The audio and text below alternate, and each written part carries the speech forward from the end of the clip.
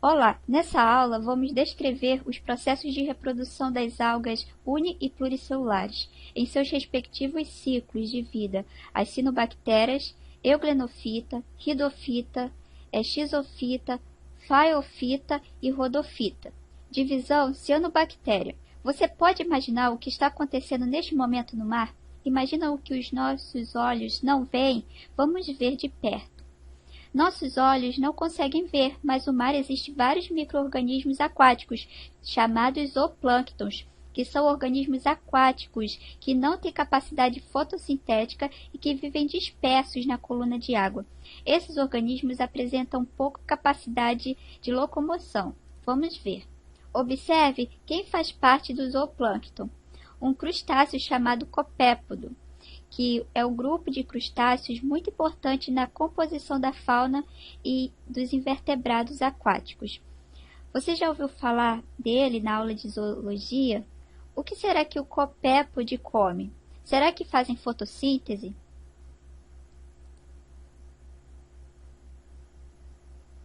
Eles se alimentam de cianobactérias.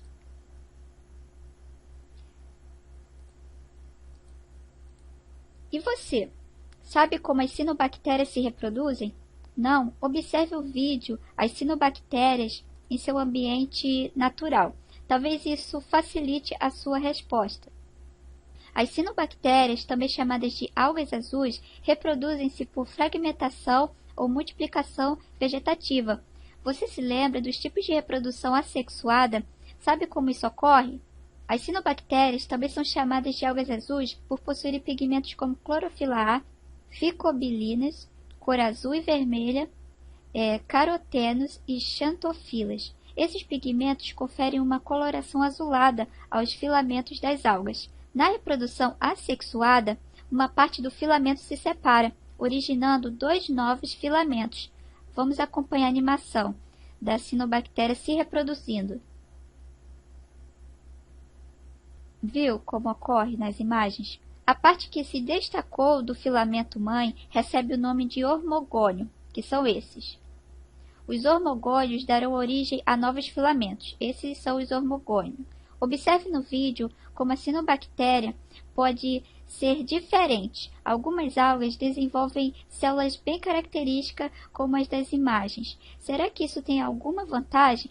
Essas células diferentes recebem o nome de acineto. Essas células desempenham uma função muito importante. Em ambientes poluídos e com pouca luz, as cianobactérias se reproduzem ainda mais. Sabe por quê? As cianobactérias, como as da imagem, desenvolvem os acinetos. As células guardam no seu interior grânulos, como substâncias de reserva. Observe na imagem quando as condições ambientais voltam a ser favoráveis.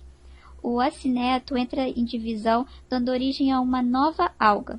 Você acredita que podemos usar as cianobactérias como alimento? Não dessa maneira como você está pensando, mas como complemento alimentar. Você não sabia? Então veja como. Você já ouviu falar de cápsulas de espirulina? A espirulina é um alimento natural, na forma de cápsulas, com alto teor de proteínas, auxilia nas dietas de emagrecimento. A espirulina é o nome comum de uma cianobactéria. Atualmente, pelo seu alto valor nutricional, é produzido em larga escala. As cápsulas de espirulina são fontes de proteínas, sais minerais, ácidos graxos e vitaminas. Por isso são conhecidas como um verdadeiro complemento alimentar. Divisão phaeofita. Observe bem essa imagem. Você saberia dizer o que está flutuando?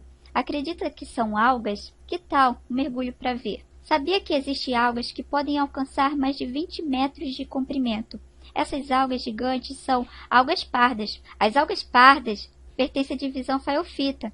A coloração parda é resultante de uma combinação de pigmentos como a clorofila A e C e a fucoxantina. Essas florestas de algas são chamadas de kelp.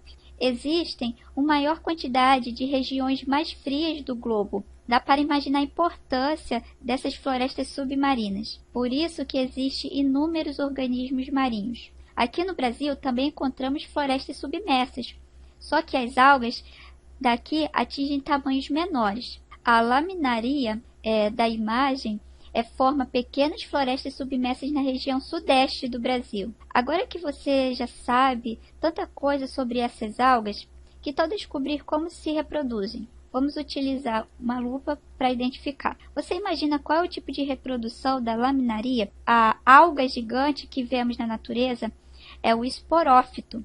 Quando o talo se torna fértil, aparecem vários pontos de coloração escura chamada soros. Soros são grupos de esporângios que produzem por meiose esporos na formação do protalo. Vamos utilizar o bisturi para identificar a característica interna. Observe, os soros são formados por um conjunto de células grandes, os esporângios. Essas são as células. Note que no interior dessas células aparecem vários pontinhos. Esse é o esporângio. Você ainda lembra o significado da palavra esporângio? Isso mesmo, célula produtora de esporos. Vamos acompanhar o vídeo para ver o que acontece. Então lembre, zoosporângio, célula produtora de esporos. Os esporângios, quando amadurecem, rompem suas células liberando os esporos. Veja, os esporos sendo liberados.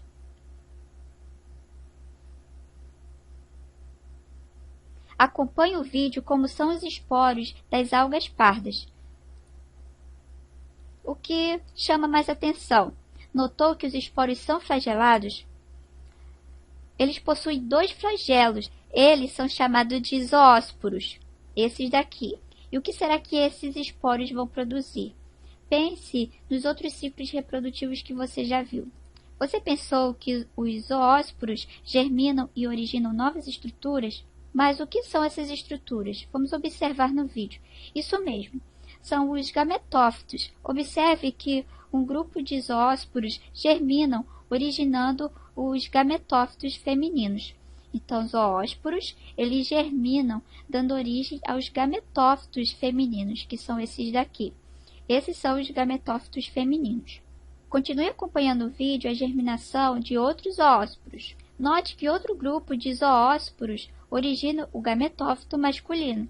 Perceba, zoósporos liberando o gametófito masculino, que é este. Agora pense, gametófitos produzem que tipos de célula? Vamos acompanhar o vídeo. Bem lembrado, gametas. Acompanhe a formação do gameta feminino, a oosfera. E agora, o que vai acontecer com esses gametas? Essa é a oosfera. Os gametófitos masculinos, que tipo de gameta ele produz? Vamos tentar descobrir. O gameta masculino, chamado de anterozoide, também é flagelado. Observe como ele nada rápido ao ser liberado na água. O gameta masculino nada ao encontro do gameta feminino, a oosfera. E o que acontecerá no encontro desses dois gametas? Vamos acompanhar. Muito bem, ocorre uma fecundação.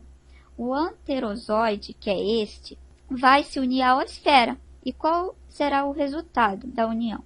Então, esse é o anterozoide e a oosfera. Percebe que os dois são haploide? Uma célula diploide é chamada zigoto, que é este. O zigoto vai se dividir por mitose, originando uma nova plântula. Plântula é o esporófito jovem que se desenvolve a partir da germinação de um zigoto. As células do zigoto se dividem.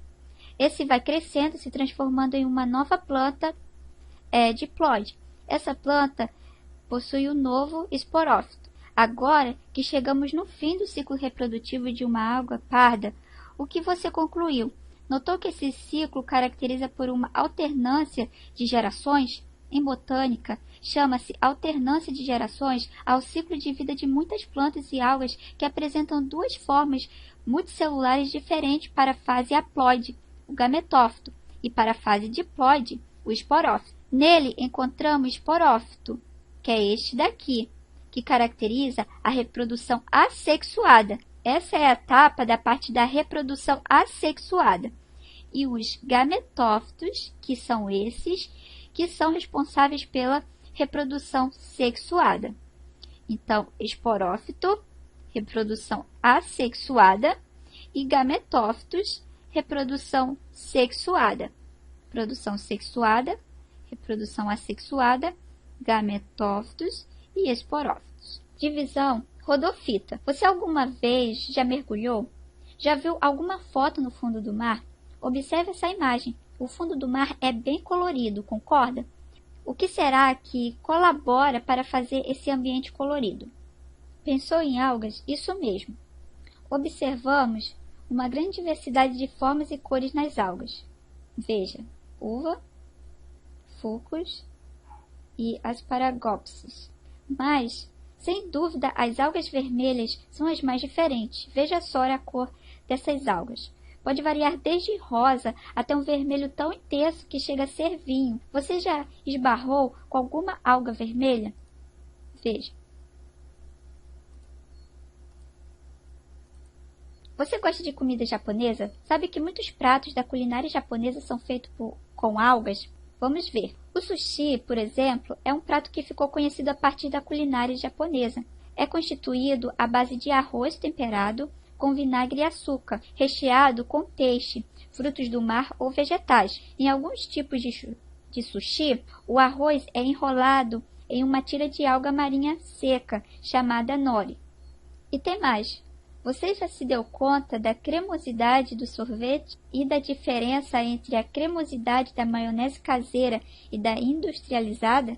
E da consistência da gelatina, você já reparou? Muitos produtos como sorvetes, gelatinas, maioneses, sopas instantâneas possuem substâncias que são retiradas de algas vermelhas. Essas substâncias são chamadas de ficocoloides. São polissacarídeos encontrados em grande quantidade em algas vermelhas, como o agar e a carragenana. O agar e a carragenana são utilizados como agentes espessantes em suco de frutas, sopas, molhos e maionese. E os estabilizantes em alimentos proteicos, como laticínios, como leite, iogurte, batida e gelados. São substâncias que dão textura cremosa. Olhe só a imensa costa do Brasil. Certamente possuímos uma grande diversidade de algas no nosso litoral, concorda? Vamos ver. Olhe só a variedade de algas vermelhas que existe aqui no Brasil. De todas essas algas, podemos extrair ficocoloides como agar e carragena, Carragena é uma substância extraída de algumas algas vermelhas e usada em dezenas de processos industriais. E agar é um gel produzido a partir de certas algas vermelhas, muito empregado em microbiologia para culturas sólidas de bactérias. Veja. Com tantas aplicações econômicas, é importante conhecer como essas algas se reproduzem, não é mesmo? Vamos identificar como isso ocorre. Essa alga vermelha se chama antitâmio. Você está lembrado que a maioria das algas se reproduzem por alternância de gerações, como uma fase sexuada e uma assexuada? Agora pense, o que é necessário para ocorrer a reprodução sexuada? Gametófitos femininos e masculinos. Mas onde estão esses gametófitos? Vamos ver. Lembra que as algas são criptógamas, isto é, cripto, que é oculto, escondido, mais gamos, que é casamento. Então, criptógamos possuem as estruturas reprodutivas escondidas. Então, como podemos diferenciar os gametófitos feminino do masculino? Este é o gametófito masculino. Veja quantas estruturas diferentes esta alga possui. Pense, o que será? Veja ainda mais de perto essa estrutura. O gametófito masculino, que é este, apresenta uma estrutura chamada espermatângio, que é este. Sabe que os espermatângios produzem? Eles originam os gametas masculinos, os espermáceos. Então, esse é o gametófito masculino e ele possui uma estrutura chamada espermatângio. E ele reproduz gametas masculinos, que são chamados espermáceos. Então, gametófito masculino, espermatângio e espermáceo. Agora vamos descobrir quem é o gametófito feminino. Este é o gametófito feminino, diferente do gametófito masculino, não é? Mas onde está a estrutura reprodutiva?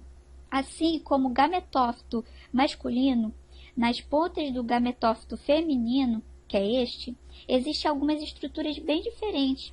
Essas estruturas são chamadas de carpogônio, esta, e tricógeno, esta. Carpogônio e tricógeno.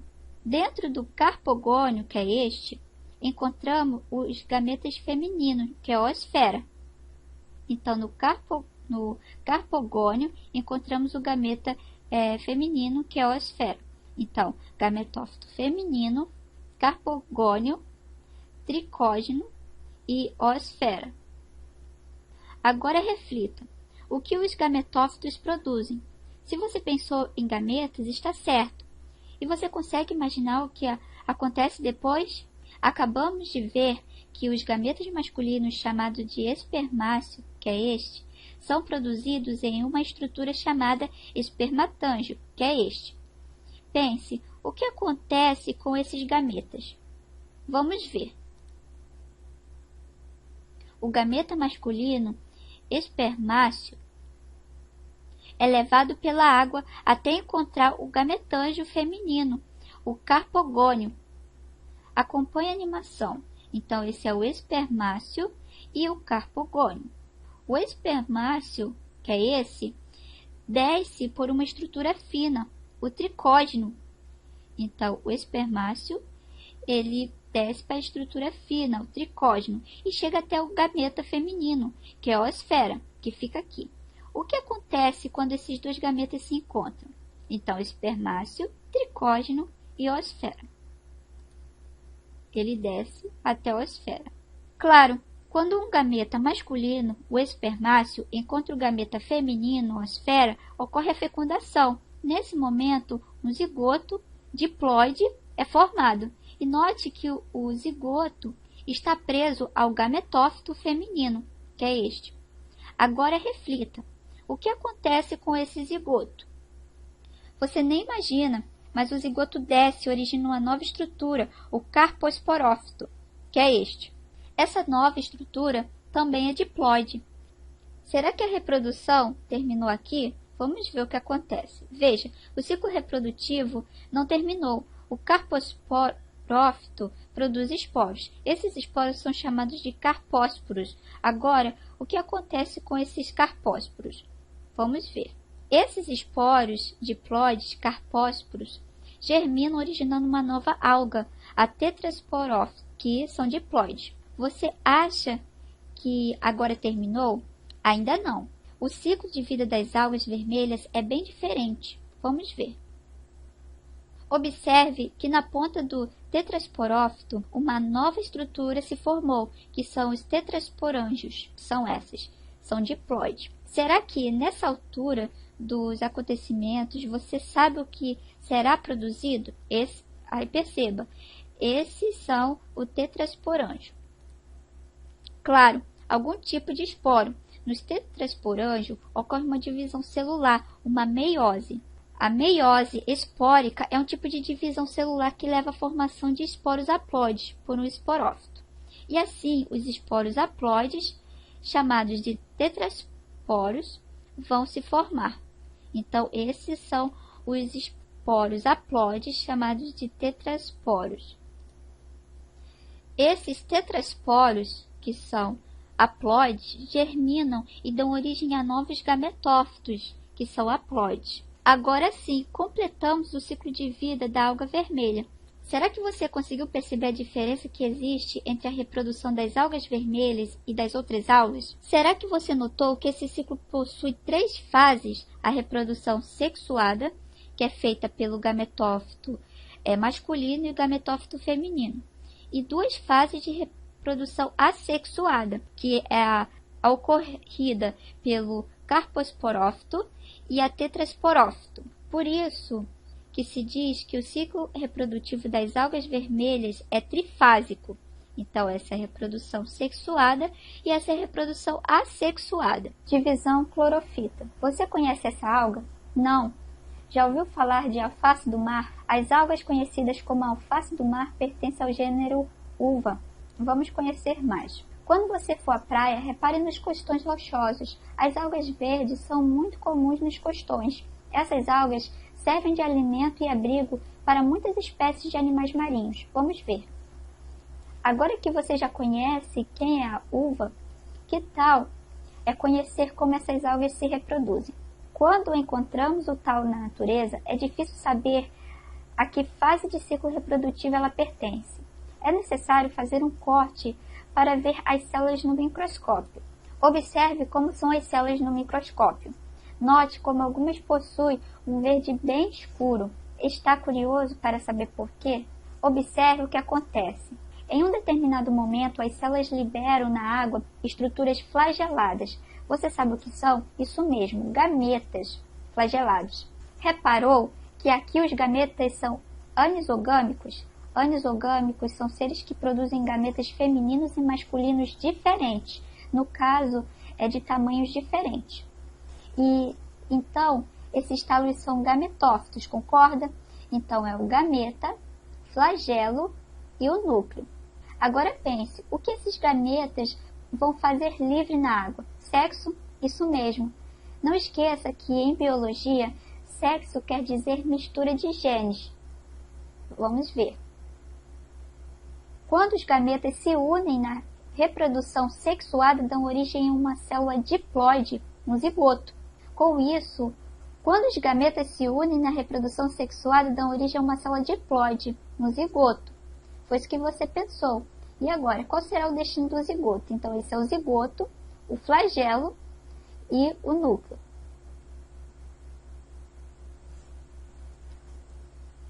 O zigoto cresce, divide-se e origina-se uma nova alga. Você sabe a que fase do ciclo de vida de uma alga verde essa nova planta pertence? Quer uma dica? Esse talo é diploide. Pensou em esporófito? Isso mesmo. Essa nova geração de diploide vai continuar o ciclo de vida das algas. Depois de tantos ciclos reprodutivos, você ainda tem dúvidas sobre o que os esporófitos vão produzir? Claro que vai ocorrer os esporos. Vamos ver. O esporófito, ele produz esporos. Então, veja só. O esporófito também apresenta suas células bem verdes no momento da reprodução. As células do esporófito sofrem meiose para produzir esporos haploides. Observe os esporos e o que eles têm de diferente. Esses são os esporos. Percebeu que são flagelados? Isso mesmo, os esporos possuem 4 flagelos. E agora, qual será o destino desses esporos? Então, existe o esporo, flagelos e o núcleo. Os esporos, ao caírem em um substrato, vão germinar, vão originar uma nova planta, um gametófito haploide.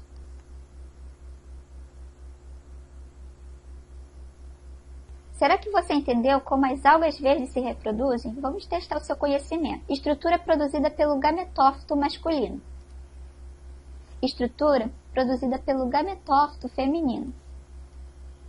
Encontro dos gametas feminino e masculino. Estrutura originada na fecundação. Desenvolvimento do zigoto diploide. Esporófito diploide. Estrutura haploide produzida pelo esporófito. Germinação dos esporos para originar novos gametófitos. Ao completar o ciclo reprodutivo nas algas verdes, você notou a alternância de gerações na fase sexuada e a outra é na fase assexuada. Fase sexuada e fase assexuada. Resumo. Vimos que os criptógamos fotossintetizantes se reproduzem sexuada ou assexuadamente. Abordamos a importância de trocas gênicas que ocorrem na reprodução sexuada e as vantagens ecológicas que esse tipo reprodutivo apresenta. Apresentamos as noções básicas dos ciclos de vida dos criptógamos fotossintetizantes. Discutimos as vantagens adaptativas da alternância de gerações, que pode ser consideradas uma estratégia de sobrevivência. Vimos os ciclos reprodutivos das algas procariontes, que são as cianofita, e as eucariontes, que é a clorofita, crisofita, efaiofita, pirofita e rodofita.